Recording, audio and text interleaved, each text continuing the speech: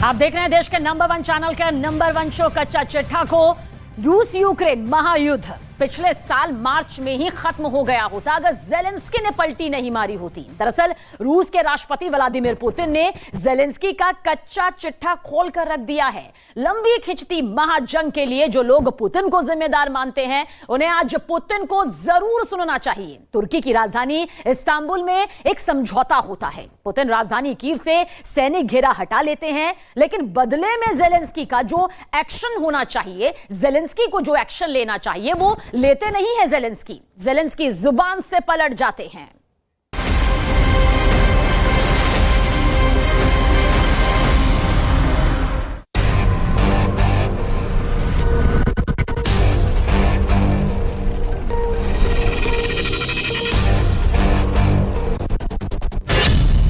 हाथ में लहराते दस्तावेज,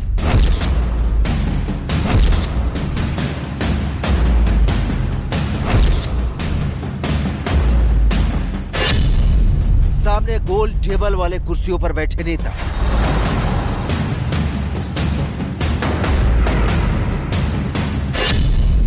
आंखों में गुस्सा और धोखा खाने का भाव।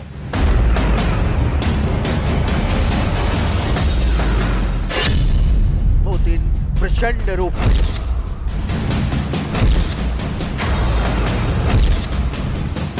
проект этого договора был парафирован руководителем переговорной группы из Киева. Он поставил там свою подпись. Вот он. Он есть. Он так и называется. Договор о постоянном нейтралитете и гарантиях безопасности Украины. Именно о гарантиях, о которых вы сказали, уважаемый друг.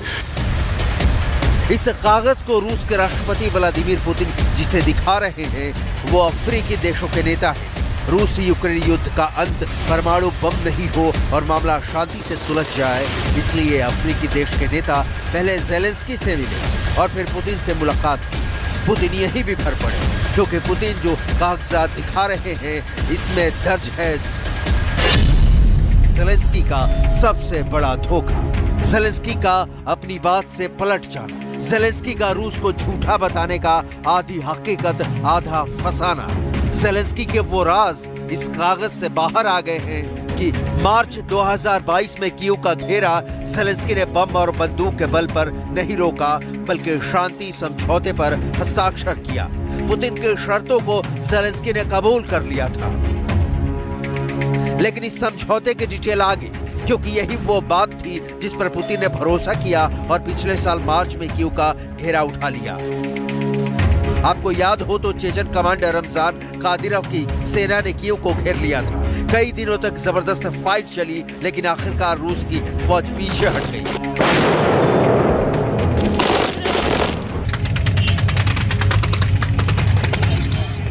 पूरी दुनिया ने इस लड़ाई को दम साध कर देखा और अंत में यह महसूस किया कि पुतिन शायद पहले दक्षिणी यूक्रेन पर पूरी तरह कब्जा करेंगे, उसके बाद पूर्वी यूक्रेन पर और इसके बाद कीव का नंबर आएगा।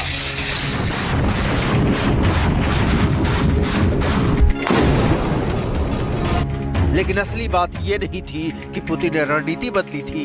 खुद पुतिन को सुनिए। Именно киевский режим развязал эту войну в 2014 году. А мы в соответствии с 51 статьей Устава ООН имели право оказать им помощь, ссылаясь на пункт о самообороне. Поэтому, уважаемые коллеги, вот эта логика, которая мною сейчас была изложена, на мой взгляд и на взгляд моих коллег и экспертов, является безупречной с точки зрения международного права и устава Организации Объединенных Наций. पुतिन शांति चाहते हैं। पुतिन के कहने पर जेलेंस्की मान भी गए, लेकिन फिर पलट गए। क्यों? किसके कहने पर शांति संधि से पलट गए जेलेंस्की? आधी रात किसका आया था जेलेंस्की के पास फोन? किसने कहा कि रूस के साथ समझौता मत करो? किसने दिया जेलेंस्की को पुतिन से लड़ते रहने का ऑर्डर? इन सवालों का जवाब भी तलाशेंगे, लेकिन उसके पहले पुतिन जिस समझौते को लेकर जेलेंस्की पर मुकर जाने, वादा खिलाफी करने का आरोप लगा रहे हैं, उसकी डिटेल देख लेते हैं। क्योंकि रूस यूक्रेन ही नहीं पूरी दुनिया इस वक्त युद्ध नहीं शांति की चाह रखती है। तो पुतिन के कहे के मुताबिक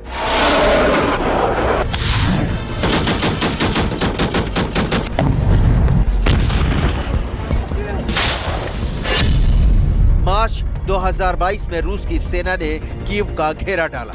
ज़ेलेंस्की डायरेक्ट अटैक से खौफ में आ गए। रूस के साथ यूक्रेन ने इस्तांबुल में समझौता किया। समझौते के मुताबिक अगर रूसी सेना कीव से लौट जाती है तो यूक्रेन रूस के उन शर्तों को मान लेगा, यानी यूक्रेन अपनी सैन्य क्षमता को सीमित रखेगा और नेटो का सदस्य बनने की कोशिश नहीं करेगा। तुर्की के राष्ट्रपति अर्दोआन के पहल पर हुए समझौते में यूक्रेन के डेलीगेशन ने भी हस्ताक्षर किया था।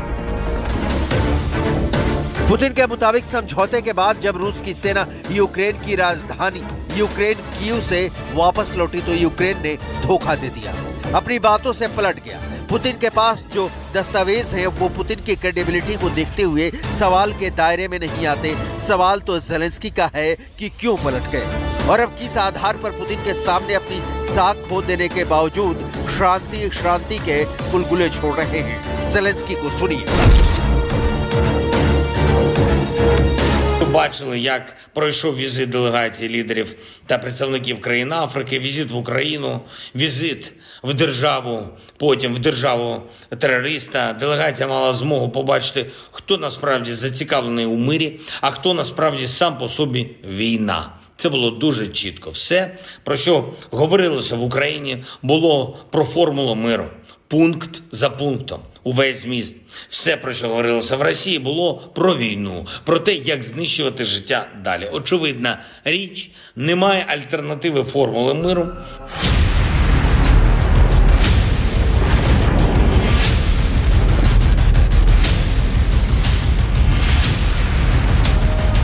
चौबीस फरवरी 2022 को यूक्रेन पर घेरा पुतिन ने बहुत प्लानिंग के साथ किया। टारगेट सेट था, सीधा हमला कीव पर करना है। पुतिन ने यही किया भी। अपनी पूरी शक्ति लगाकर ज़ेलेंस्की को सरेंडर कराने पहुंच गए। मार्च 2022 तक तो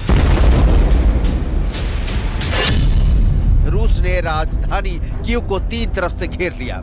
इसमें उत्तर में इरपिन, पूर्व में ब्रोवरी और मारियोपोल पर मिसाइलें गिराने शुरू कर दिए। कीव को जाने वाले हर रास्ते पर रूस के सिपाही टैंकों के साथ खड़े कर दिए गए।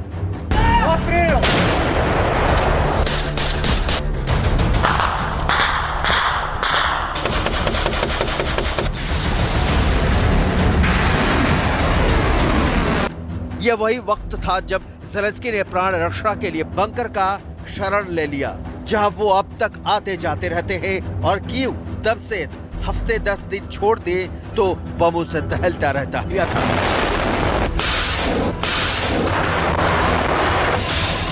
पुतिन के पास ज़ेलेंस्की को जलाने का एक और पुख्ता आधार तैयार हो गया है। पुतिन पर जिस युद्ध में हत्या का आरोप लग रहा है वो क्यों जारी है, पुतिन ने दुनिया को उसका जवाब दे दिया है कि ज़ेलेंस्की जिम्मेदार हैं। कीव में बहे खून का, चर्नियों में फटे बम का, क्योंकि ज़ेलेंस्की ने पहले मानी बात फिर पलटी मार गए।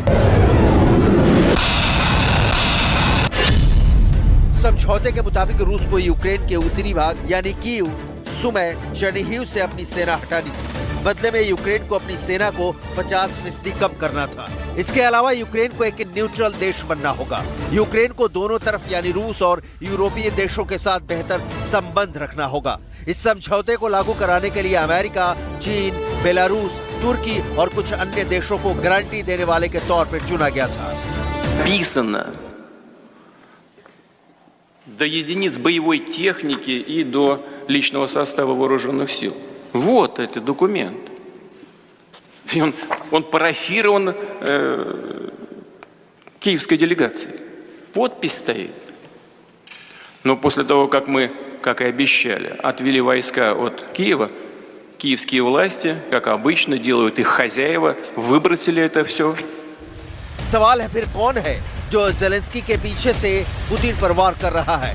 ज़ेलेंस्की किसके हाथ का खिलौना बन गए हैं? वो कौन है जो पुतिन का दुश्मन नंबर 1 है?